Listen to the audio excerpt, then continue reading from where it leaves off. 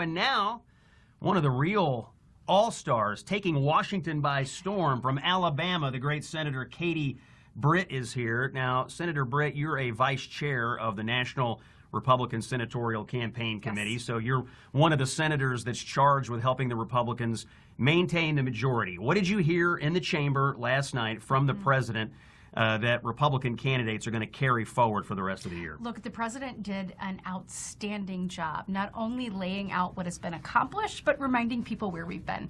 I mean, Scott, you know better than anybody. You look over the last 4 years that we experienced in the Biden administration, complete and total chaos and destruction, whether it was our border being wide open, the effects of that from fentanyl poisonings to just unfortunate things like the loss of Laken Riley, the loss of Jocelyn Nunn, so much more, to then the economy, to just the lack of respect that people had for us across the globe. Well, President Trump very quickly said, look, we have gotten border crossings down to 0 in the last 9 months, releasing no illegal aliens into our interior. Look at the crime rate. It is down, significantly, 125 years. Look at fentanyl poisonings, down. Everything that he committed to the American people during that campaign, he showed them last night that he had made good on. When it comes to the economy and where we're going, it was a great reminder that Joe Biden left us with a 40-year high inflation. Right. And that President Trump, bit by bit, process by process, has been making sure that we make an economy that works for the American people. And that, I think, was evident last night. And I think people are excited to, last but not least, just to have that revitalization of patriotism. You could feel the love of country, the fact that we appreciate the sacrifice of our servicemen and women, and even just the pride and USA, chanting USA for the American team there winning abroad. So it was just an amazing night. And I think it showed people the energy that the president has and how much more he has, that he's excited to do. Now, you're on the younger side of the chamber, and to understate it a bit. And you're also raising a young family at the same time you're in the United States Senate. I heard several things last night from the president that I think would be appealing to young families. You had the discussion of the Trump accounts, which is an inspired idea. Huge.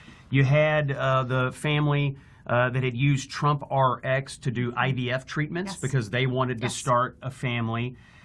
You also had some discussion of the tax relief that was passed last summer. This is going to help young working families. I keyed in on that because, if you're sitting out there watching, what is the government doing for me? Right. These are 3 very specific targeted things for young American families. Right. Well, the Trump accounts are incredible. They give everyone an opportunity for the American dream. You seed that with $1,000. Once we have these public-private partnerships, and we teach people, obviously, the ability they can continue to give or put in if they want to.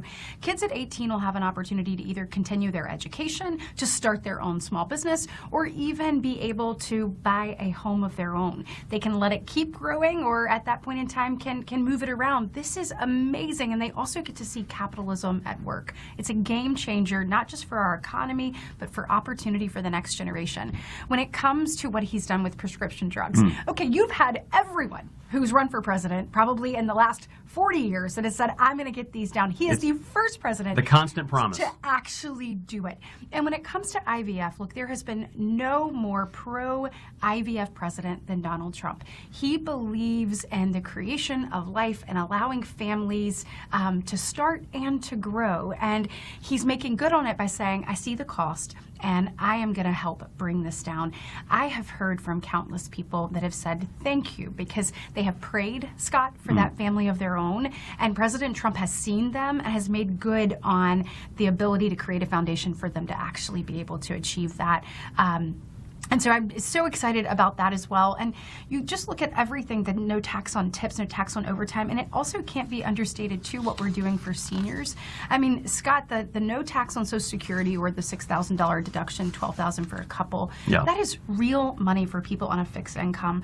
And so from when you think about the tax cuts, the reduction in energy bills and gas prices, right now, the fact that mortgage interest rates are going down, I mean, this is effectively a massive tax cut in and of itself, all in. It's a huge relief to American families across the board. I thought the president, frankly, and we have to get to a break here, Senator, but I thought he made an effective case on that. It wasn't platitudes. It was really specific actions. Nailed it. I know you have to go to a break, but childcare is another one that he tackled. Yeah. It hasn't been tackled since Reagan in 1986, and Donald Trump He did it. he did it, and I think he's going to continue to do more. That's